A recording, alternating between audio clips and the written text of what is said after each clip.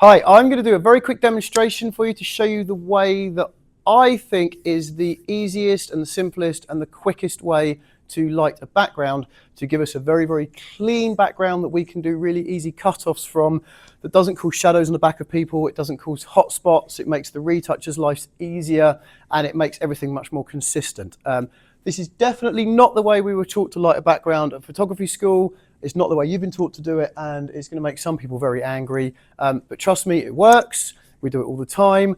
And the trick is to have your light source on the floor, pointing at the ceiling with a bounce card just here. So I'm using a Godox 200, okay? And I've got it through a light dome, and I've got it through a bounce card.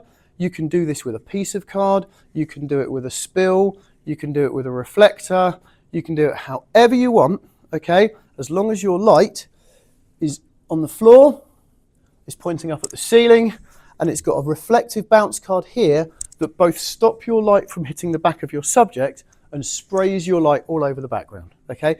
I'm going to do some pictures to show you that it works, and I'm also going to use those pictures to show you what we want your background light to look like if you can achieve it, okay? So, if you meter your light like this, you will find that you're going to get approximately half a stop or fall off between this point and this point here, which means it doesn't matter how big your subject is, it doesn't matter how tall they are, it doesn't matter how short they are, you're going to get a perfectly even background from top to bottom, both on a grey background and on a white background. Okay, so I say it one more time. I know that people like to put them on stands here.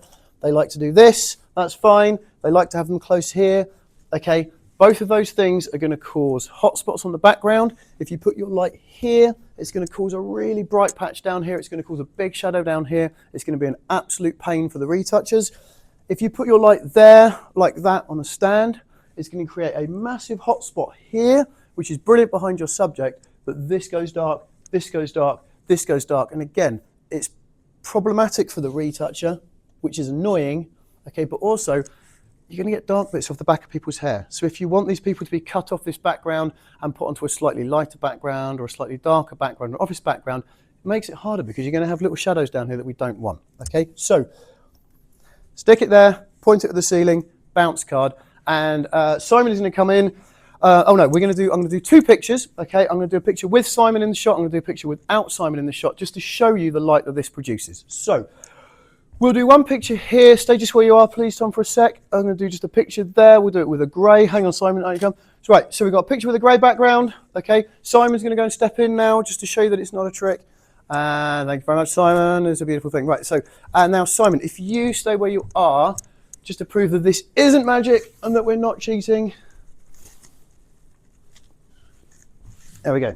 We're going to do it on a white background as well.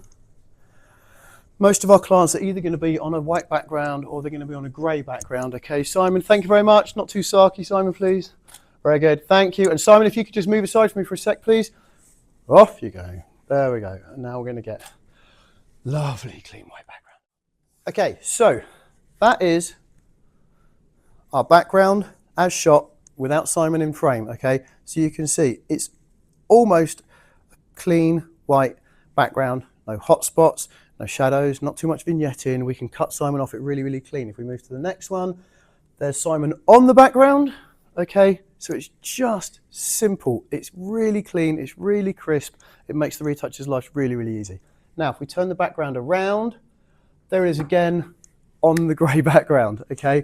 Really, really clean. You can really clearly see now that we haven't got any hot spots, okay? That is just a beautifully, evenly lit background. It's really, really, really, really simple. And if we take Simon out again, that's the background without him, okay? So that's it. This is what we would like to achieve from our mid-grey background and our just slightly off-white background, okay? So that's it. So that's a simple, it's the quickest way to do it. It's the easiest way to do it. Feel free to disagree and come up with suggestions, but that's the kind of background that we want you to create for most of your Gittins Global shoots.